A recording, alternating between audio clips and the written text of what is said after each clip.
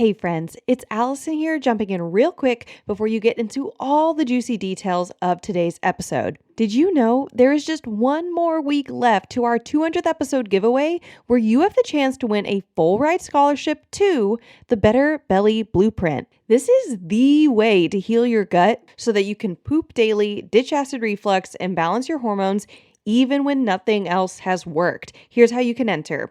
Leave a rating and review on the Better Belly podcast on Apple Podcast or Spotify between now and May 29th. Take a screenshot of that rating and review, then go to betterbellytherapies.com/giveaway and fill out our 200th episode giveaway form. You will automatically receive an email with a code for $200 off the Better Belly Blueprint, which you're going to get as soon as you send in that form. And then a full scholarship winner is going to be announced on May 30th and messaged by email. If you win, you're going to win a full scholarship to the Better Belly Blueprint. And if you don't win, you can still get $200 off, which is 20% off of the Better Belly Blueprint if you join by May 31st at midnight. So go ahead and leave a rating and review. Get that giveaway form filled out at betterbellytherapies.com/giveaway, and you can finally end your constipation, acid reflux, and PMS for good. Last week, we went over 5 things I did every day in 2018 that healed my mind and my gut. We went over John Maxwell's Rule of 5, which is a rule he developed that says successful people know the 5 most important things they need to do every day to be successful, and they do those things. If you've not listened to the last episode, I strongly encourage you to head over and listen to episode 11. It is a great complementary episode to today's episode and will help give you tools to prioritize the most important things you can do each day.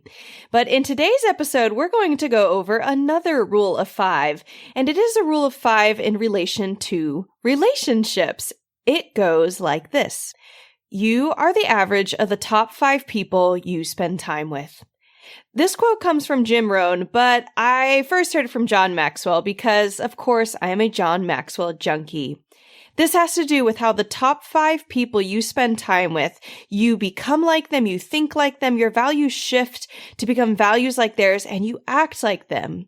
But what does this have to do with the gut? Our guts are incredibly responsive to their environments, both the things that we put in it, how we are sleeping, how we are acting and behaving, and it's also sensitive to the people we hang around. And so in today's episode, I'm going to dive in to how you can curate your top 5 relationships to get the most optimal health in your gut. Are you guys ready? I am so excited to bring this episode to you today as we go through our October series on relationships and mental health. Are you ready? Let's dive in. Welcome to the Better Belly Podcast, where we find freedom from food restrictions, we increase energy in our lives, and we begin to feel healthy and vibrant again by finding the root cause of our gut health problems. My name's Allison Jordan, marathon runner, functional medicine practitioner, certified craniosacral therapist, gut health nerd, lover of Jesus, and owner of the Better Belly Therapies, a clinic based in Ann Arbor, Michigan that works with both virtual and local clients to help them achieve the best health of their life. I am here to walk with you on your journey to a better belly and a better life. We're going to go beyond popping a probiotic and checking out our poop. In this show, we are going to go deep into gut transformation strategies that last for life. If you're ready to feel your best, get ready to roll. You are in the right place. One of the reasons that I wanted to create a podcast episode and series on mental health and relational health for the Better Belly podcast is because I so frequently see people diving deep into all manners of chemical and physical and biological topics on how we can help our gut or what might be going wrong or what are you doing wrong with your diet. And yet, even though we talk about how there is a connection between the brain and the gut, I find that people either don't believe that it can actually help them, or they're just not given the tools to help themselves. And so today's episode, I hope that as you're listening, that you engage with some of the action steps that we go through towards the end. I really strongly encourage you. This is something that can really, really help your gut. Your gut is so connected to your brain via the vagus nerve and via hormones and endocrine signals, things that are constantly, our gut is constantly getting signals of how is the rest of us doing? Is this a good time to be digesting? Should it be kicking out digestive enzymes? Does it need to be stopping its peristalsis? What is going on? And so I really strongly believe, and I've seen in my own life, huge changes as I have grown in my internal leadership and I've grown in my ability and health with other people in relationships. So without further ado, we're going to look at how our top 5 relationships can make or break our gut. So what is first off behind our relationships? Well, first off, we have something called mirror neurons in our body. And mirror neurons are responsible for why we can calm down when another person looks calm, or why we get sad when another person looks sad, or why we get angry when another person gets angry. It's because when we watch someone, we have these neurons in our brain that scientists have called mirror neurons, and they actually will fire off the same type of reaction when we watch someone do something or react in a certain way as if we were actually doing it. We have a similar brain response when we watch someone do something as if we were personally doing it. This is huge when it comes to how we develop behaviors and habits and skills from another person by watching them. And it also means that whether or not we want it, when we're exposed to how someone reacts aggressively in traffic, or how they respond to tension or anxiety in work, or how they respond to someone being kind to them, or someone trying to hug them or care for them, how they respond is how we internalize and actually begin to program, this is how I'm going to respond myself in a similar situation. These are signals that our vagus nerve and our endocrine system are sending to our gut by what we see. So our brain sees certain things, we have these mirror neurons go off, and then our vagus nerve sends a signal down into the gut and says, hey buddies, this is what's going on. So you might not be actually anxious or feeling aggressive or feeling calm by a certain situation, but if somebody else in front of you is, then you are going to actually put on some of those emotions. Scientists have found that one of the things that determines who a leader is in a room is who everybody ends up modeling after in the room. So if you have the leader, for example, and not to be super morbid, but if you have a leader like Hitler, everybody ended up modeling after his emotions and his beliefs and his values and rallied behind it because he had the strongest emotions in the room. And one of the things that happens as we grow older is we either develop internal leadership where we are leading our own emotions, or we are not developing our leadership and we are following someone else. We're always going to be following someone else ultimately. And the most important question is going to be, who are we following? All right. So you guys following me? We have our top 5 relationships, who we're following, how that rewires our brain, and how that affects our gut. Well, at the base, we want to go back to the principles of rewiring our brain. And there's a couple things that go on. We have something called neuroplasticity, which is our brain's ability to shift and be molded by repetition and by frequency. And so there's a couple principles. I want to go over this. First off, when we're children, we're primarily wiring. It's our first step at developing our language, our vocabulary, our accents, our muscle memory, our facial expressions. All these things are being developed at childhood, and it's all raw and new, and we absorb it very quickly because it's kind of the first things we're exposing ourselves to. So your family of origin, your parents, your culture, all of that is having a really big impact on how you initially developed and what you're starting with now in your 20s or 30s or 40s or 50s. What is your base root? And that often came from your childhood. The second principle that you need to know is that rewiring is harder than wiring. This means that you need to both unlearn something and then learn something in exchange and replace it. One of the things that I have seen and feel like I see in a lot of people that I work with is that we want to unlearn certain behaviors. I want to unlearn my anxiety. I want to unlearn my jaw clenching or my negative thought patterns. But the only way you can unlearn something is by giving yourself something to latch onto. You need to give yourself an exchange or relearn something. And so not only do we want to be walking away and moving away from old patterns and habits in our thoughts and our behaviors and our language towards ourselves or towards others, we actually want to be finding a new way and a new place to model that after. And that's where our top 5 relationships come in. Our top 5 people that we spend time with, that we listen to, that we absorb their knowledge and their thoughts and their life, how they live. Those people are going to be who we end up mirroring and creating a new life after. The next principle in rewiring our brain is repetition. Think about muscle memory, when you learn how to ride a bike, or you are learning how to maybe write with a pencil, or you're learning a new skill set like playing tennis, you need to create muscle memory so that your neurons fire exactly at the right length and all the right strength in your muscles. Well, similarly in your brain, you have neuron pathways, and you want to have this reaction that when you come across something stressful or something that you used to perceive as stressful, maybe a facial expression from a spouse or a car cutting you off in traffic, that you have an old response where your neuron pathways go in a certain direction. And maybe you used to yell at the car or get really frustrated or get really internally stressed and anxious and tense in your muscles. But maybe you want to create a new neuron pathway.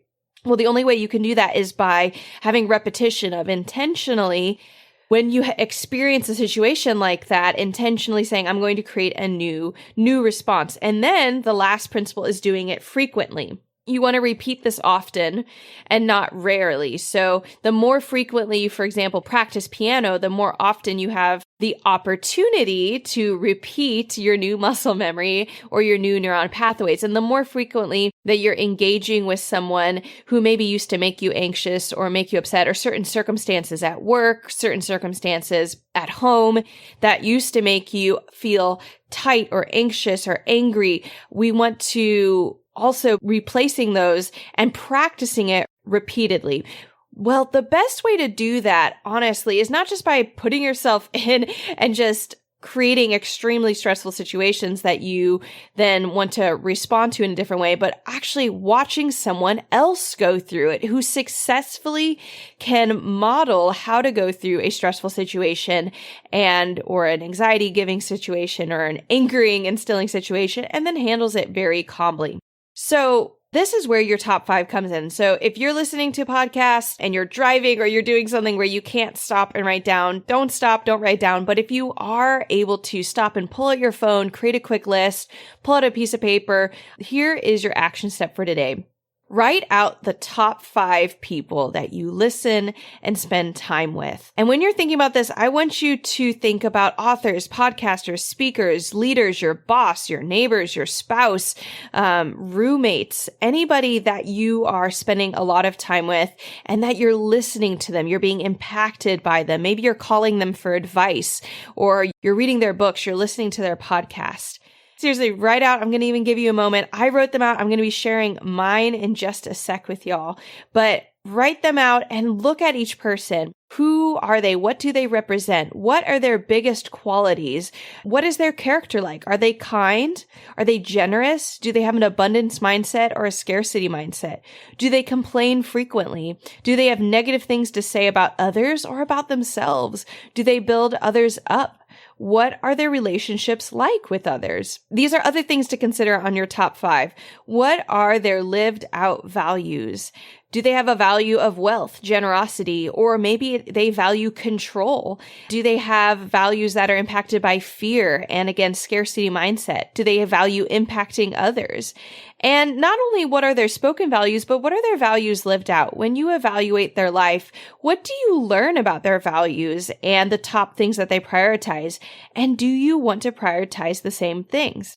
If they're married, what does their marriage look like? How do they talk about their spouse? One of the things that I love about John Maxwell is that while he's very professionally talks about a lot of stuff that are very business and leadership minded, he will bring up his wife rather regularly. And whenever he talks about her, he is always lifting up his favorite qualities about her. He's highlighting her patience and support in him.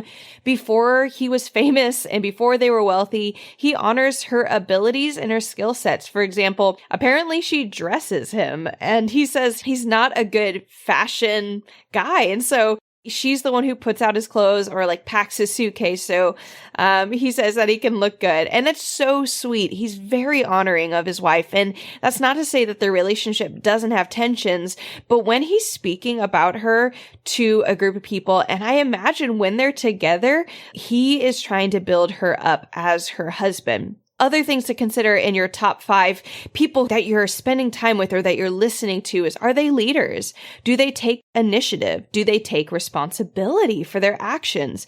Do they admit when they're wrong? And do they ask for forgiveness? Do they ask for feedback in their life? Are they humble or are they proud?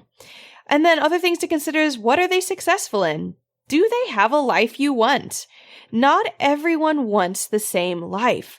What you want in your life might be different than what I want in my life. And for your top 5, do these people have life and mirror lives that you want? Whether it's the children that they have or the house they have, the lifestyle they have, the amount of money they're aiming to have. Do they travel? Are they digital nomads? Have they lived in the same town for 10 years or 20 years? What is the way that they live? Is how radical is their life, or how consistent is it?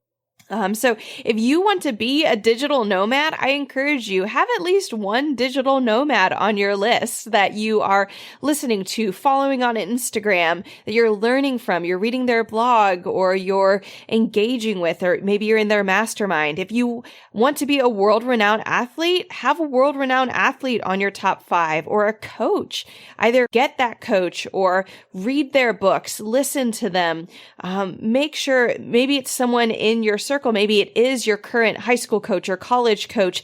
Get into their life. And if you value them, if you value their integrity, if you value their work ethic, if you value the way that they treat other people, follow them, listen to them, make sure that you're soaking in them, because there are so many other influences in our lives that we could be soaking in. And we want to make sure that we are being intentional on how we cultivate and curate the top 5 people who are impacting us and that we're modeling, and that we're allowing our mirror neurons to model.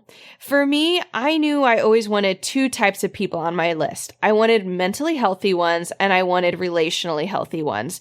It wasn't always so clear to me maybe what career they had or how much money they had, all those things, but I knew that the 2 areas where I felt weakest were the areas that I wanted my top 5 people to be the strongest in. So I wanted people who were mentally resilient, people who could handle situations that maybe caused me anxiety, but they could be calm about it. They could be joyful about it. They could be hopeful about it. I wanted people who had healthy relationships with their spouse, with their children, with their neighbors, people who spoke highly of other people around them, people who showed up to work and didn't complain, but actually talked about good things that were happening to them. Things that maybe seem really simple, but I realized I didn't always have in my inner circles, that maybe my roommates or my coworkers or my family members that I was engaging with perhaps spoke negatively, or just they didn't have life-giving qualities to me, but rather I felt like I would walk away from them and felt like I had to either undo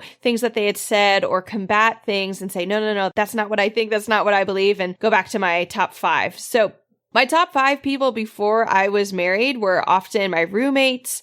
There were a couple roommates I had that I didn't want to model, but I was very lucky after many years of finding roommates that I had a good solid 4 or 5 years where I had amazing roommates that were able to model perseverance. They were able to model consistency and hard work, getting up in the morning, and positivity, and being an encourager, being someone who listens well. Oh my gosh, I had so many roommates who listened really well to me, and that really helped heal me so that I felt listened to, and then also has now enabled me to continually be a better listener to other people, which is such an important quality.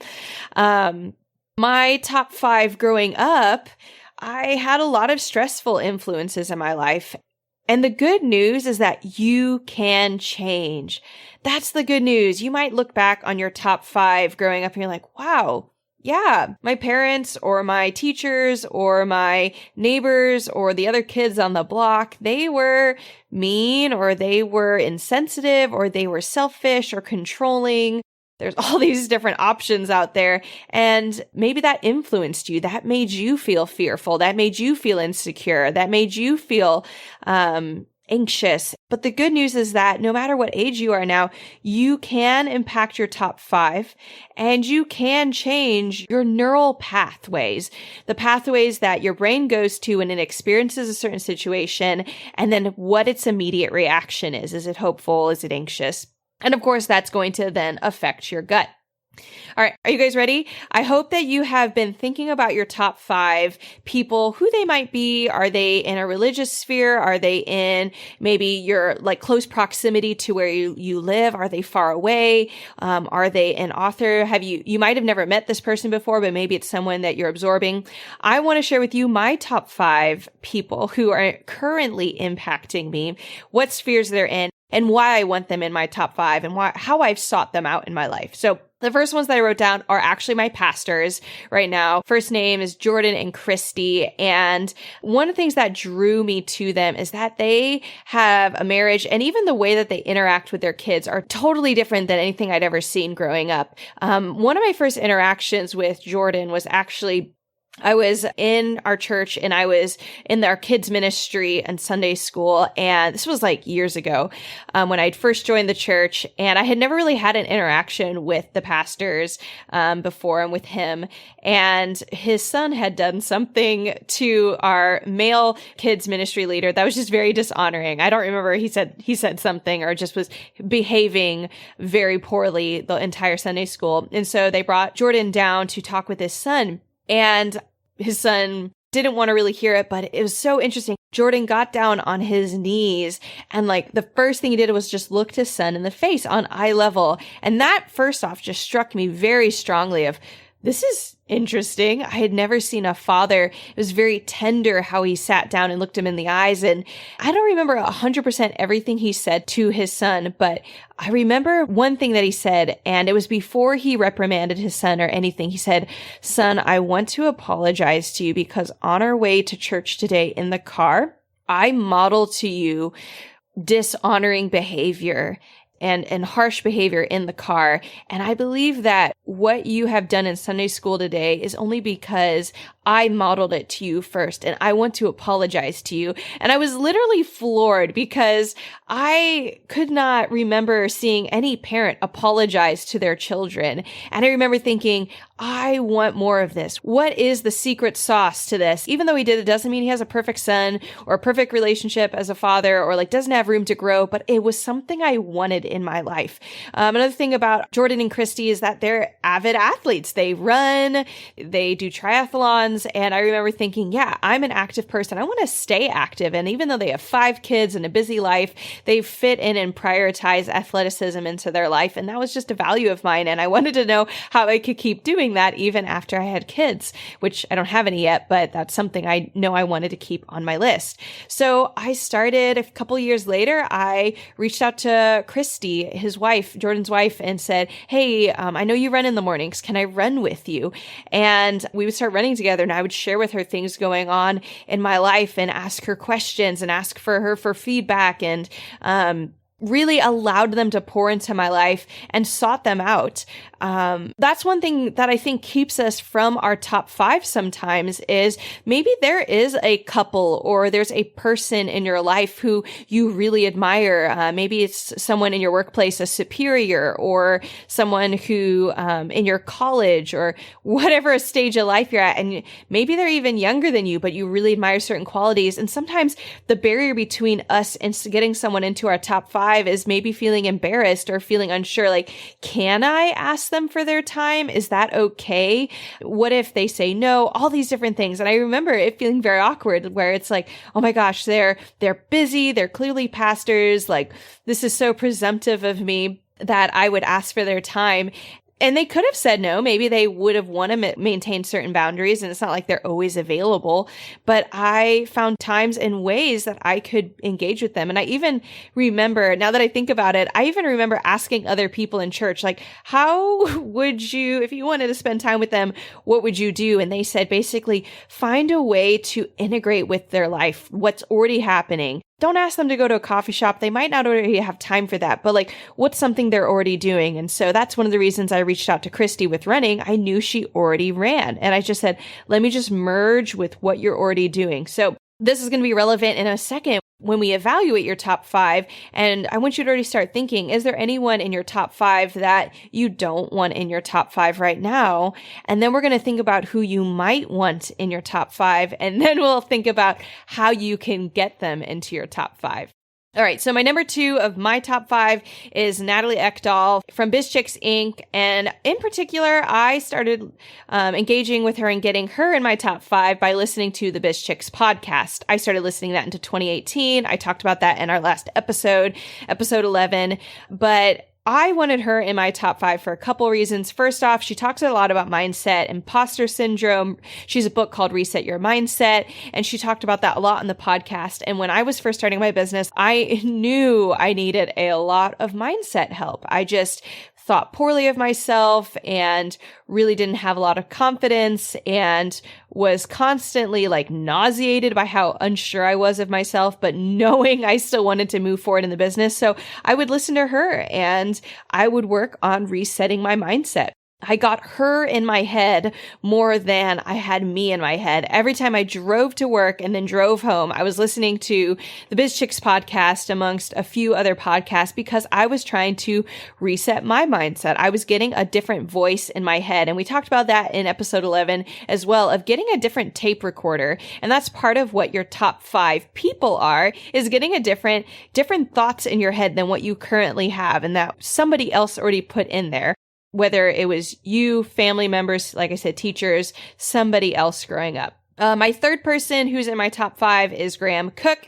He is a business owner and a prophetic speaker Christian who runs Brilliant Perspectives. It is a podcast. There's books. There's an app called Brilliant TV. I listen to the app right now almost every day, usually between 5 minutes and 15 minutes. I'll have it running when I'm taking a shower or if I'm cleaning dishes, sometimes when I'm driving or doing laundry. And I use that to, again, renew my mind. There's a scripture in the Bible, Romans 12:2. It says, be transformed by the renewal of your mind. And so our whole bodies, including our gut, are transformed when our minds are transformed. And I have so experienced this. When I went to college, I had a big shift in my gut. When I moved to Ann Arbor, Michigan, I had a big transformation in gut. When I started attending the church that I currently attend, Antioch, where my pastors lead, and when I started getting new roommates and the next person who I'm about to list, when I started living with my husband, that my gut shifted again. And that was because my mind and all of my mirror neurons and all the things going on, they were all shifting. And so I love Graham Cook. I love how he listens to the Holy Spirit. Honestly, he has reset my mind on how to see different parts of scripture of the Bible. And helped me really become a lot calmer of a Christian, because as an Enneagram 1, I want to do the right thing. So I can get really obsessed with rules and what I should be doing or not doing. And really, like, we're supposed to have a relationship with God. If you're not a Christian, you can just listen to this and maybe find it interesting. But for me, that's a huge part of my physical and mental health is my spiritual health. And so I love listening to Graham Cook. And if you are interested, you can look him up for the Brilliant Perspectives podcast, 5 to 15 minutes of mind renewing podcasts. I totally love it and totally suggest it. Then next, as I already mentioned, my husband, Jay. I knew before I got married that the person that I married, I had to approve of who they were and their values, everything we just listed, their character, their values, how they live, their integrity. And so I was really looking for someone who I could look up to, who wasn't perfect, but somebody that I knew either had qualities I lacked or qualities that I already had, but had them in abundance. My husband, he's an Enneagram 9. He is so calm. And I remember when we first started dating in 2018, or, oh gosh, it wasn't 2018. Guys, it was 2019. I knew him for 4 years, but we started dating in 2019. And I noticed that after we would go on dates or as we were hanging out more and more, my gut felt calmer, guys. I don't even think I've told my husband this before. So Jay, thank you. If you're listening to this podcast, I guess you're now learning. And I remember thinking, well, gosh, this is so weird. A lot of times I would go on dates and my stomach would feel like it would go into knots, and I would hang out with this guy and I would feel so calm afterwards. And I remember thinking, well, I like this guy. My gut is way better off with him. And so thanks, honey. I think it was just a good sign of how the fact that he had very healthy boundaries. He was very caring of me. Our first few dates, he made me food because he would say, well, like, oh, why don't, I'll just make you food and you can come over after work. And I was like, what? A guy wants to make me food? This is amazing. And so, it was just less stressful because I didn't have to worry about making food for someone else or anything, which is prior to him, had often been the person making food for other people. Really meant a lot. So thanks, Jay. And then the last top 5, I really had to think about this because I used to have, I'd say my people have narrowed in the past few years of who I really pour in and let into my mind. So a 5th one wasn't as readily available, but I'd say, what comes to mind is God, the Holy Spirit, and Scripture, kind of those 3 together. Listening to God, listening to the Holy Spirit, having learned how to do that over the past few years. And it's not something that I grew up doing. I grew up in a non-denominational background where we didn't really talk about listening to God. It was more like praying to him and then reading the Bible, but like you can't hear God. And I don't think that's what Scripture teaches. It says that the sheep know the shepherd's voice and a stranger they will not follow. So being able to hear his thoughts towards me and his plans and his ideas have been incredibly helpful in me just calming down, because I am not God. I do not know everything. And it has just helped me calm way down when I'm like, okay, I'm trusting someone else's plan. Even as I'm also being very planful and initiative and, being a leader and being responsible for things I'm responsible for. So those are my top 5. Some of my past top 5, which I also wrote down, John Maxwell. He's not in my top 5 currently, even though I refer to him a lot. But in the past, I was listening to his podcast every day. I was reading his books. He's saturated me enough that I'm still talking about him. And I would strongly suggest the John Maxwell podcast, Leadership Podcast. It's a great podcast. All of his books are amazing. Other people that impacted me in the past was a roommate of mine, Erin. I still hear her voice in my head. She would always call me a big badass boss lady. And occasionally when I'm having a hard day in my business, I just hear her voice. She's like, but you're a big badass boss lady. And I'd be like, yeah, I am.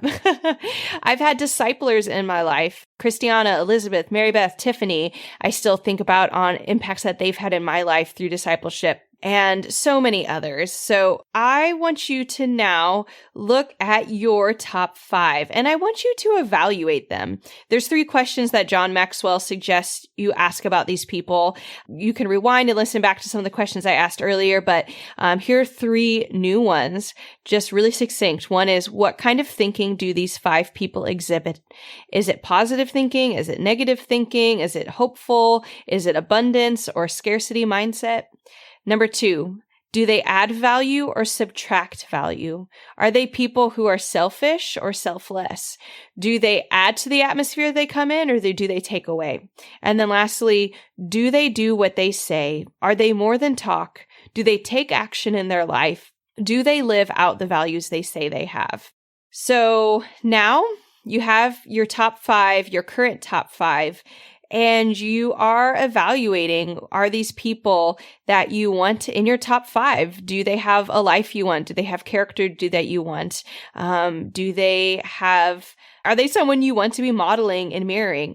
If there's anybody on your list that you don't want on your list, I just start a new list, write down the people you want, that you want to keep, and then to evaluate your gaps. How many gaps do you have? 1, 2, 3, 5? And how do you want to fill those gaps? Do you want a spiritual leader in there? Do you want a relational leader? Do you want a business leader? Do you want a leader in physical health, maybe athleticism or mental health? Do you want a person who's maybe in your life? You might be listening to this and you might be thinking of someone who is my Jordan and Christy, someone you already know, someone you already look up to, but maybe you don't spend as much time with them as you would like. Write them down. Maybe there's somebody who you want in your life who is not near you or in your city, but they're an author, a leader, someone who has a podcast, audiobooks. Maybe they have a blog. You can get on their email list. I know Christine Kane was another person. I was on her email list. It was my favorite thing to get her emails for a while. I followed her on Instagram stalk this person, wherever you hang out, wherever you're getting information. Whenever you are on your social media feed, you want to refresh and see that person's positive posts, not just the negative stuff that we see about news or politics or people being angry, but the positive things that are going to give us hope in a future. You want to absorb these people. So evaluate your gaps. Think about what type of leaders you want in that gap. See if there's anyone who already comes to mind. And if not, maybe do some research. Ask around, ask me, send me a message on Instagram in the comments or a direct message. Do I know anyone who has blank qualities that I would suggest following? Ask your community. Ask if you have one person on your list who is a mentor, ask them who their top people are that they've been influenced by. Do they have books? Do they have things you can engage with? Really, really want to get that top 5 so you can have positive influences every day that when we talk about your top 5 things you're going to do, 2 of my top 5 is read and listen. And so I know that I want to have material that I'm reading and listening to that are building up. Ultimately, all of this is going to lead to your gut thanking you. When you have a healthier mind and you learn new neural pathways to respond to formerly stressful situations, your gut is going to be in a much better environment and you will not be tossed to and fro by circumstances, but you'll have a much stronger base because you have chosen how you want to respond to circumstances. You know that you are not a victim to your circumstances, but you are someone who has control of when you have a circumstance happen to you, how you respond to it. Guys, I hope you loved this episode. It was an episode I was looking forward to creating for a long time. I hope that your mind is filling with juices and thoughts and ideas of how you can create an even better life for yourself and for your gut. So I am so excited to share for our next episode to finish out October. We are having on Abby Herman. She is a client of mine. She's going to be sharing her testimony. She's been working with me for 3 months. She is a 6-figure content email marketing expert who has worked with me to reduce her bloating, her gassiness, her tiredness, and body aches and pains. I'm so excited that Abby is more than willing to join us and share about her journey. We've already talked about her journey a little bit on her podcast, The Stories in Small Business, and she's going to come onto our podcast and dive deep again into what we found in her body and the changes she's already been able to find in such a short amount of time. I am so excited to have her on, and I hope that you guys are looking forward to hearing from her next Thursday. And if you love this episode, I would love it if you would leave a rating and review for this podcast. It would mean so much, and it helps other viewers just like you to find this podcast when you are able to leave a rating and review to share with others. And I cannot count how many times when I tell someone I'm a gut health therapist that they say, I know someone who needs you. If you thought of a friend while listening to this podcast, I would strongly suggest take a screenshot and send it to that friend with a love note to their gut. And do us a favor and pass this podcast along to them. Other ways you can stay in the conversation is by following us on Instagram and Facebook at Better Belly Therapies. We love connecting with our listeners, and it means so much if you drop by and said hi. And to finish off, remember, miracles are immediate, but healing takes time.